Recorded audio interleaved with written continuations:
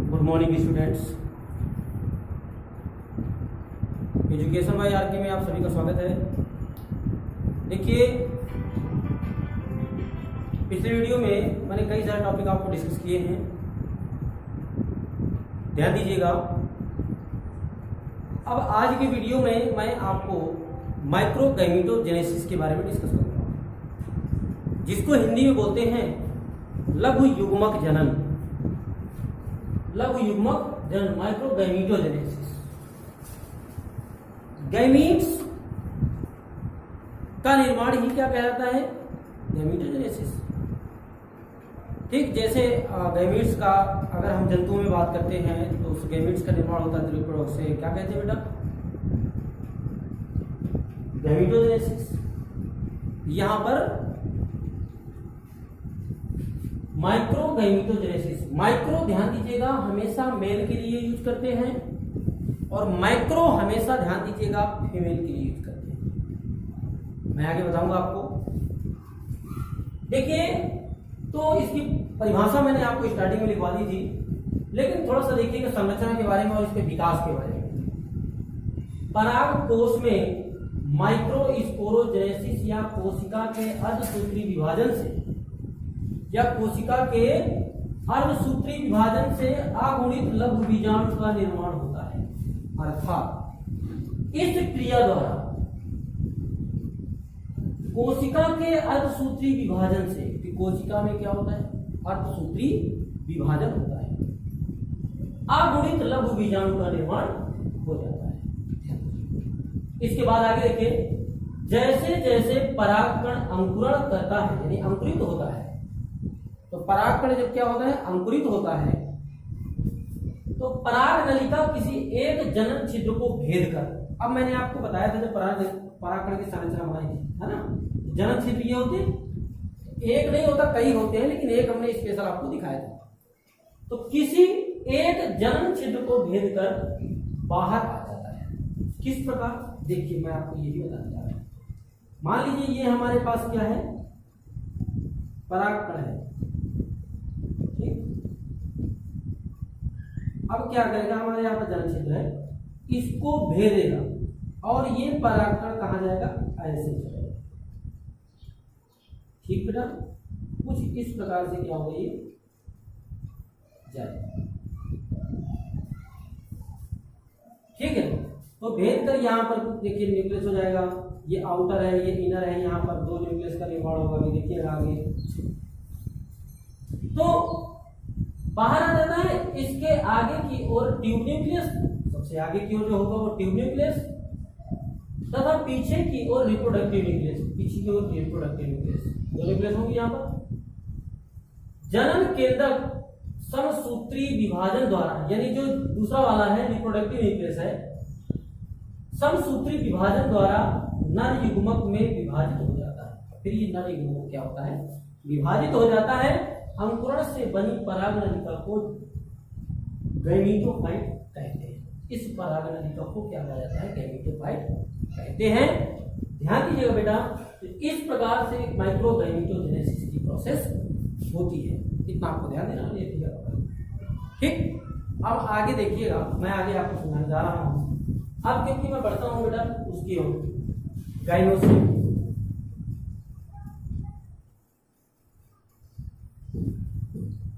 चलिए, मैं आपको लेके चलता हूं गाइनोसियम।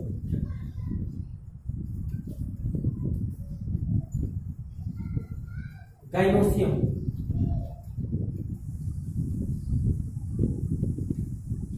इंग्लिश में बोलते हैं जायाम।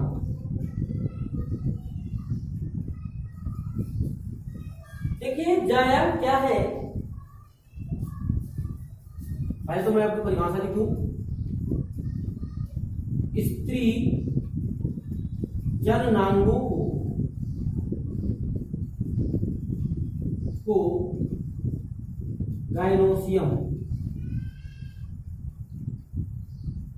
कहते हैं। सिंपल सी स्त्री जननांगों को गाइनोसियम कहते हैं। लेकिन किस में हम आगे लिख सकते हैं? पुष्प। आदत है पुष्प में स्त्री जननांगों को गाइनोसियम कहते हैं। अब देखिए हम संरचना के बारे में देखेंगे इसकी, तो क्या हो जाएगा बेटा, स्ट्रक्चर ऑफ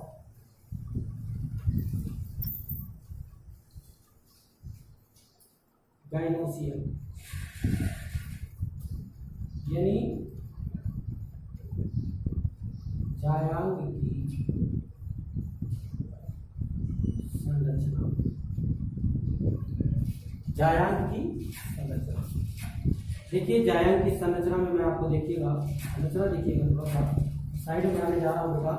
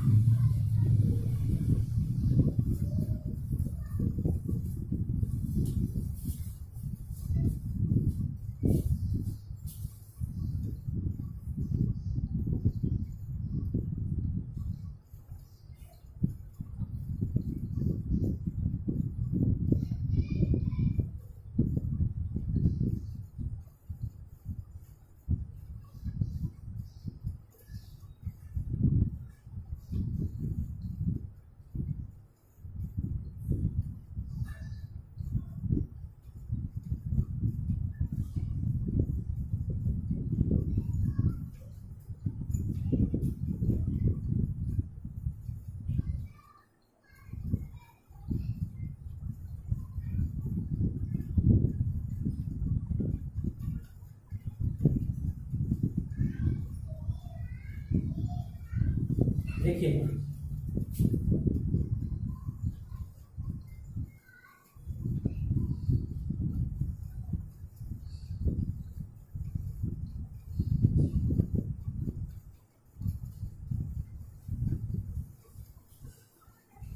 देखिए बेटा, ये जो होता है वो थैलेमस होता है,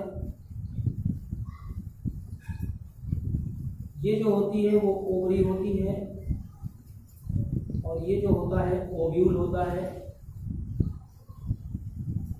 इसे स्टाइल कहते हैं और इसे स्टिग्मा कहते हैं। ये संरचना के बारे में मैंने आपको बताया था, क्लास 11th में बताया है, 10th में भी बताया है, अब आप 12th में पढ़ने जा रहे हैं। ध्यान दीजिएगा, जब हम क्या करते हैं बेटा, किसी का लंबवत काट करते हैं किसी गाइनोसियम को लेकर, तो इस प्रकार से संरचना हमको दिखाई देती है। तो देखिएगा संरचना में क्या होता है बेटा, तो लिखना है आपको गाइनोसियम की संरचना में, यानी जायांग की संरचना में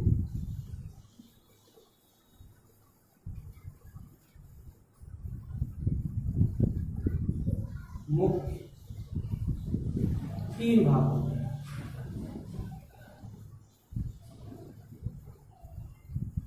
जायांग की संरचना में मुख्य कितने भाग होते हैं? 3। पहला बेटा है आपका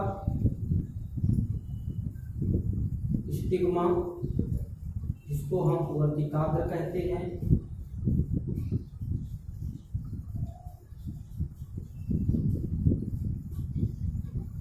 दूसरा है आपका स्टाइल, जिसको हम वर्तिका कहते हैं। तीसरा है आपका स्टिग्मा, स्टाइल और ओवरी, जिसको हम अंडाशय।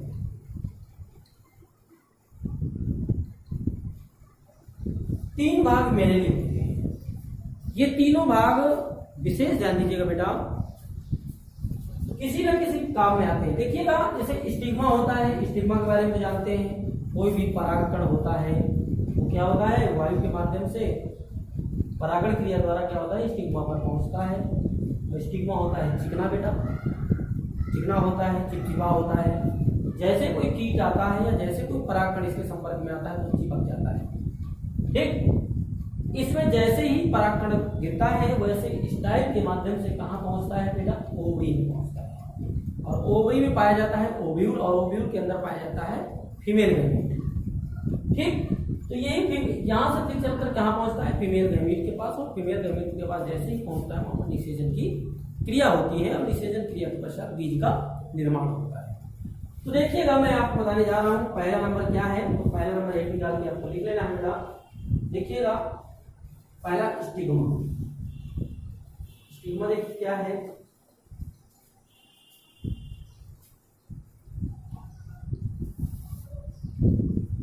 यह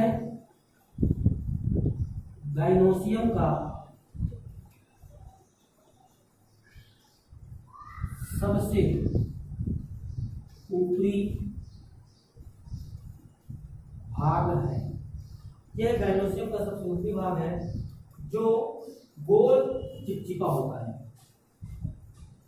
जो गोल तथा चिपचिपा होता है। यह भाग यह परागण में सहायता करता है। क्या होगा, यह गाइनोसियम का सबसे ऊपरी भाग है, गोल तथा चिपचिपा होता है। मैंने अभी समझाया आपको, यह परागण में सहायता करता है। दूसरा नंबर है बेटा आपका स्टाइल। इसको इंग्लिश में तो जानते हैं क्या बोलते हैं, वर्तिका। देखिए स्टाइल क्या है, स्टिग्मा से लगा हुआ, स्टिग्मा से लगी हुई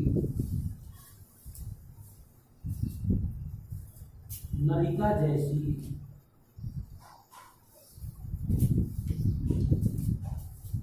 संरचना होती है, नलिका जैसी संरचना होती है,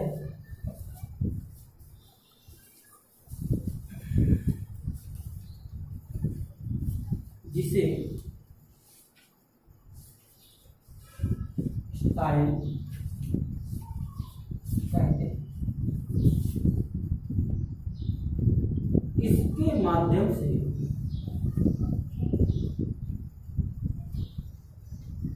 पराग कण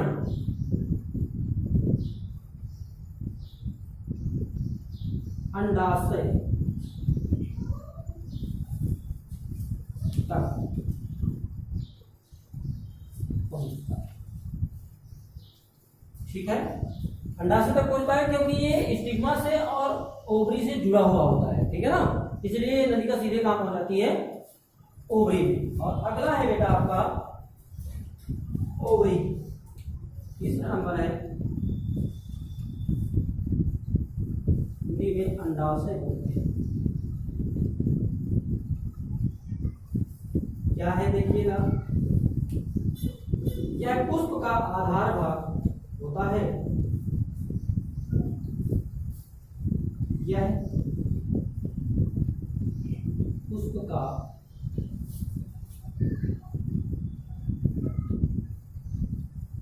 फूला हुआ, पुष्प का, ये पुष्प के गाइनोसियम का फूला हुआ आधार भाग होता है, आधार भाग होता है जिसमें ओव्यूल पाया जाता है, जिसमें ओव्यूल, इसको हम क्या कहते हैं, बीजाणु, ये भी कहते हैं बीजाणु, पाया जाता है।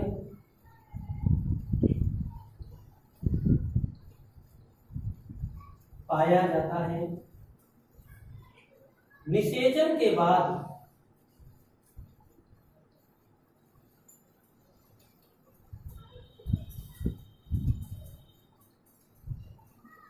जो निषेचन के बाद